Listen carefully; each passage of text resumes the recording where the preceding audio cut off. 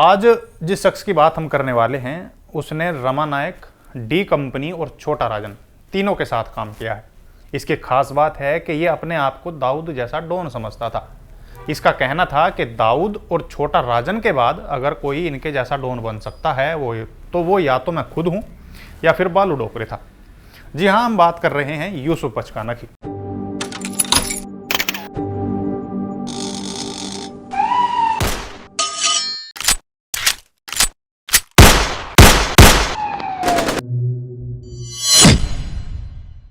यूसुफ कर्नाटका का रहने वाला था और जवानी की दहलीज पर कदम रखते ही क्राइम की दुनिया में कूद गया था। इसके ऊपर पहला केस दर्ज हुआ था 17 मई 1984 को, जब इसने बालम दिलीप का हाथ काटा था। उस समय एक अपराधी और था जिसका नाम था परवेज सिद्दीकी। यूसुफ परवेज को अपना गुरु मानता था और ज्यादातर वारदात को अंजाम परवेज के साथ ही दिया करता था। अब ये दोनों ने एक समय गवली के रमा नाइक और अशोक जोशी के साथ काम किया था। यूसुफ उस समय रमा नाइक के लिए हफ्ता वसूली का काम किया करता था। यूसुफ का मेन काम था क्लब और दारू वालों से हफ्ता लेकर परवेज को देना और परवेज उस पैसे को रमा नाइक तक पहुंचा दिया करता था। यूसुफ को इस हफ्ता वसूली के 200 रुपये मिला करते थे। सब कुछ ठीक चल रहा था कि 1987 में रमा नाइक और शरद शेट्टी में प्रॉपर्टी को लेकर विवाद हो जाता है। यह विवाद इतना बढ़ गया था कि डी कंपनी को रमा नाइक को मारना पड़ा था और इसकी मौत को पुलिस एनकाउंटर दिखाया गया था। रमा नाइक की हत्या के बाद सभी गैंग बंटने लगे। यूसुफ ने भी अपना अलग गैंग बना लिया तो गवली ने भी अपने गैंग की ताकत को तेजी से बढ़ाया। गवली गैंग यूसुफ की गैंग के सामने तेजी से बढ़ा और यूसुफ अपने गैंग को संभाल नहीं पाया और फिर नए गैंग को ज्वाइन करने का रास्ता ढूंढने लगा। तभी उसकी मुलाकात होती है यूसुफ बिन्ना से, जो दाऊद के भाई नूरा का राइट हैंड था।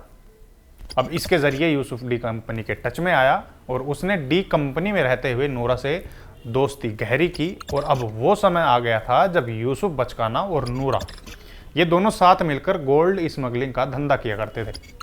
ये धंधा थोड़ा चला ही था कि 21 नवंबर 1988 में गवली गैंग ने सतीश राजे को उसकी बुलेट प्रूफ कार में ही उसे मौत के घाट उतार दिया। इस हत्याकांड के बाद नूरा ने मुंबई को अलविदा कह दिया और दुबई चला गया। नूरा के दुबई जाते ही यूसुफ फिर अकेला पड़ जाता है।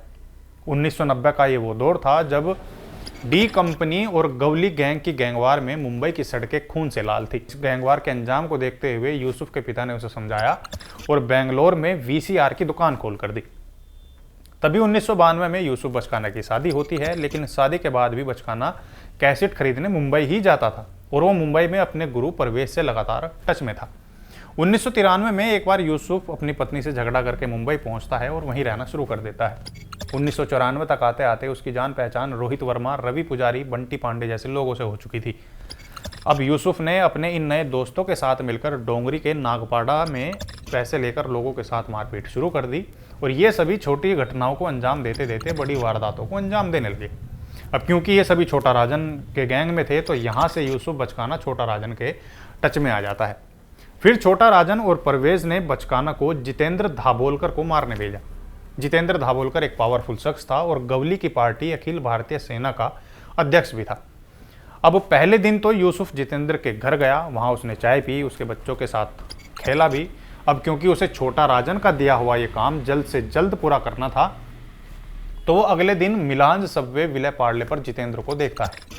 अब यूसुफ काम को खत्म करने के लिए आगे बढ़ा ही था कि वहाँ मुन्ना झिंगाड़ा और सादिक कालिया भी जितेंद्र को खत्म करने पहुंच जाते हैं।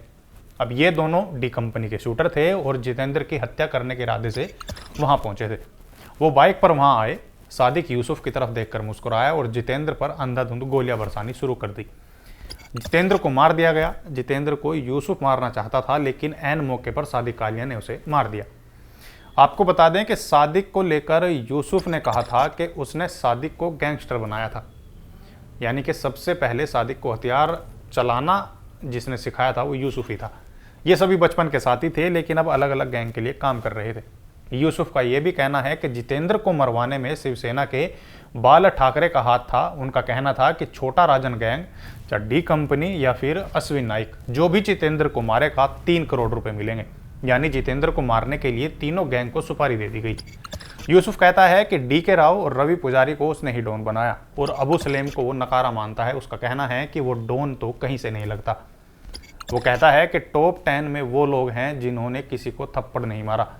उसका और बालू डोकरे का नाम टॉप 10 डॉन में नहीं है, इसका यूसुफ को दुख है।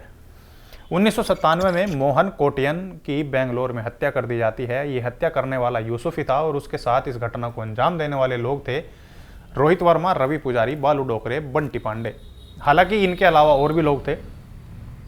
इससे अलग यूसुफ की अगर माने तो उसने डी कंपनी के फाइनेंसर मनीष लाला और डी कंपनी के ही एक बिल्डर सोहेल रिश्दी को मौत के घाट उतारा था।